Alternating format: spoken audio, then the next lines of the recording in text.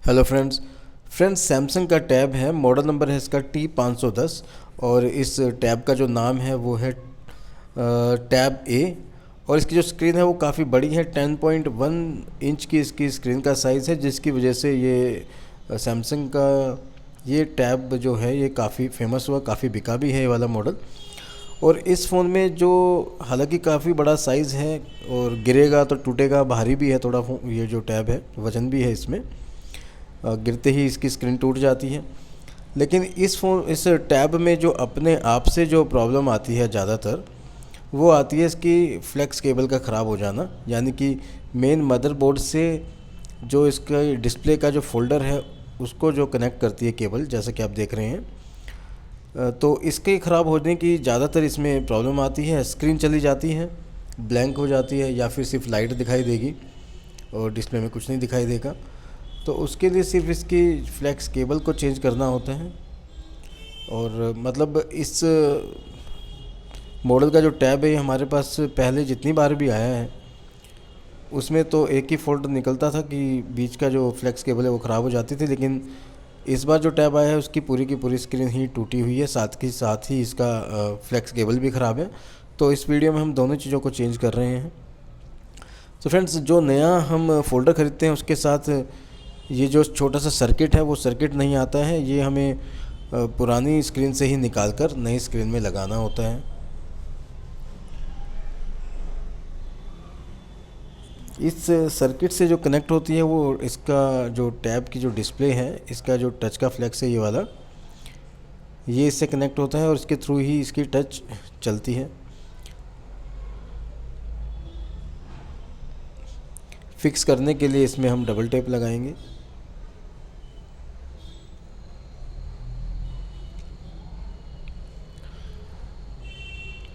आजकल वैसे टैब की डिमांड काफ़ी कम हो गई है। एक टाइम पर टैब की डिमांड काफ़ी बढ़ गई थी मार्केट में, लॉकडाउन के टाइम पर, क्योंकि ऑनलाइन क्लासेस स्कूल के बच्चों की चल रही थी, जिसकी वजह से लोग टैब ख़रीदना ज़्यादा पसंद कर रहे थे। लेकिन जिनके पास भी टैब अभी हैं, उस टाइम पर जो लिए गए हैं वो यूज़ में आ रहे हैं, और जो चीज़ यूज़ होगी वो ख़राब भी होगी। तो इस छोटे से सर्किट को हमने सेट करके उसमें टच का पत्ता लगा दिया है। अब एक बार इसको चला के देखेंगे। किसी भी टैब या फिर कोई भी फ़ोन का फोल्डर होता है तो वो मार्केट में हमें टेस्ट होके ही मिलता है, मतलब चेक होके ही मिलता है। और चेक करके लगाने के बाद, यानी कि जब तक हम इसकी पेस्टिंग नहीं करेंगे और इसमें हमें कोई स्क्रीन में कलर में कोई इशू आ रहा है या फिर टच ठीक से काम नहीं कर रही है, तो ये मार्केट में रिप्लेसमेंट होके दूसरा मिल जाता है। लेकिन अगर हमने इसको फिक्स कर दिया है, मतलब कि इसको ग्लू लगा के हमने फ्रेम के साथ इसको चिपका दिया है, और उसके बाद यदि इसमें कोई प्रॉब्लम आ जाती है तो फिर उसकी मार्केट में कोई सुनवाई नहीं है। और इसका जो मेन कारण है वो ये है कि जितना भी सामान आ रहा है, यानी कि डिस्प्ले, फोल्डर, टच वगैरह जो भी आता है, मतलब 99% जो भी सामान मोबाइल के पार्ट्स आते हैं वो सभी चाइना से आते हैं। और हालांकि चाइना में तो उसकी वारंटी गारंटी होती है, लेकिन यहाँ आने के बाद उसकी वारंटी गारंटी जो भी होलसेलर या फिर रिटेलर हैं वो नहीं देते हैं, क्योंकि अगर वो इसकी गारंटी या वारंटी देंगे तो रिप्लेसमेंट का जो भी सामान है वो उनको दोबारा खर्चा करके चाइना भेजना पड़ेगा, फिर दोबारा खर्चा होकर रिप्लेसमेंट होकर वो वापस आएगा।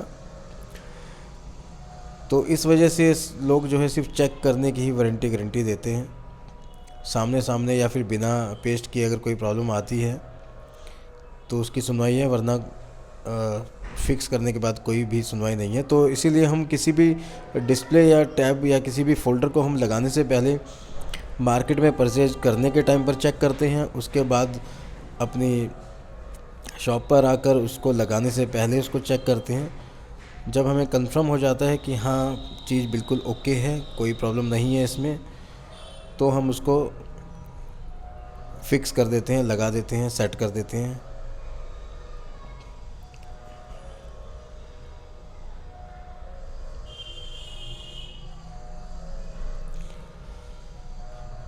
इस टाइप में डिस्प्ले को उतारना पड़ता है पूरे टैब को खोलने के लिए, मतलब अगर ये वाला मॉडल आपके पास या हमारे पास किसी भी प्रॉब्लम से आता है, मान लीजिए स्पीकर, माइक या रिंगर या चार्जिंग की प्रॉब्लम से, तो आता ही आता है।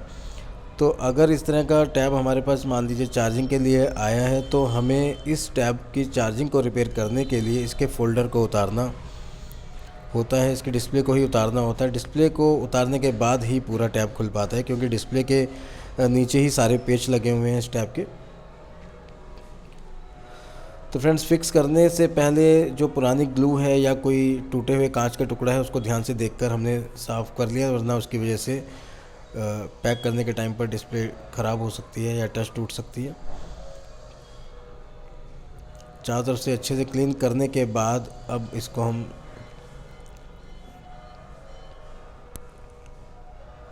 लगा देंगे पत्ता कनेक्ट करके।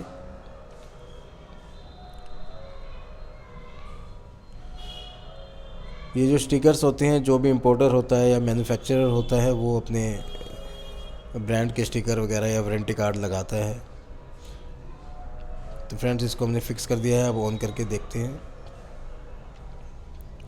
टैब ऑन हो गया है। अब इसको हम चारों तरफ से रबर बैंड लगाकर 2-3 घंटे के लिए छोड़ देंगे, ताकि अच्छे से फोल्डर अपने फ्रेम पर चिपक जाए।